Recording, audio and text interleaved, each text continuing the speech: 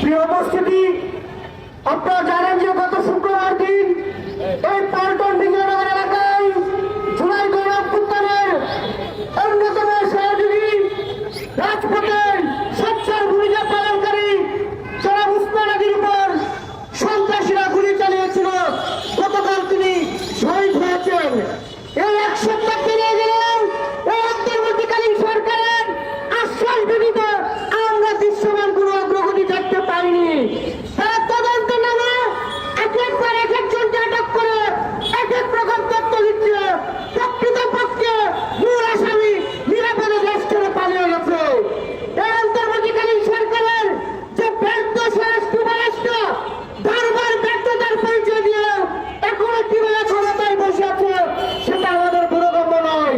আমরা স্পষ্ট বলতে চাই, আওয়ামী লীগের সময় কোন হত্যাকাণ্ড ঘটলে যেভাবে ভিক্টিমের পরিবারকে গণভবনে নিয়ে সরকার প্রধান যেভাবে অপশাসন করত, একইভাবে এই নির্লজ্জভাবে আমরা দেখেছি এই উপদেষ্টা ইউনূস একই কায়দায় একই পথ অনুসরণ করছে। আমরা এই ধরনের উপহার দেখতে চাই না। আমরা প্রকৃত খুনিদেরকে চিহ্নিত করে বিচারের দাবি জানাচ্ছি। আমি একটি কথা বলে শেষ করব। আমরা স্পষ্ট বলতে চাই, ভারত আমাদের বন্ধু রাষ্ট্র, আমরা সেটা অস্বীকার করছি না, কিন্তু ভারতকে সেই বন্ধুত্বের পরিচয় দিতে হবে। আমরা দেখেছি বাংলাদেশের শীর্ষ সন্ত্রাসীরা ভারতে নিরাপদ আশ্রয় আছে। আওয়ামী লীগের পলাতক শীর্ষ সন্ত্রাসীরা নিরাপদে ভারতে আরামে জীবনযাপন করছে। এই সন্ত্রাসীদের আশ্রয় দিয়ে ভারত কখনো বন্ধুত্বের পরিচয় দিচ্ছে না, বরং ভারত আওয়ামী লীগের সন্ত্রাসীদের রক্ষাকবচ হিসেবে কাজ করছে।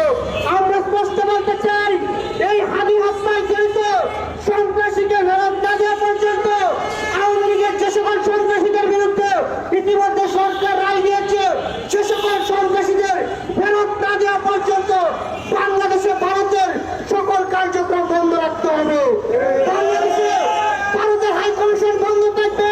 বাংলাদেশে ভারতের যত সহকারী হাই কমিশন রয়েছে সব বন্ধ থাকবে যতক্ষণ পর্যন্ত খুনিদেরকে ফেরত না দিবে। আরেকটি কথা বলে শেষ করবো, এই সরকারকে বলতে চাই, এই ভারতের সাথে যত অসম শক্তি রয়েছে সেই চুক্তিগুলো জনসম্মুখে প্রকাশ করে সকল অসম শক্তিগুলো বাতিল করতে হবে। ধন্যবাদ সবাইকে। আসসালামু আলাইকুম।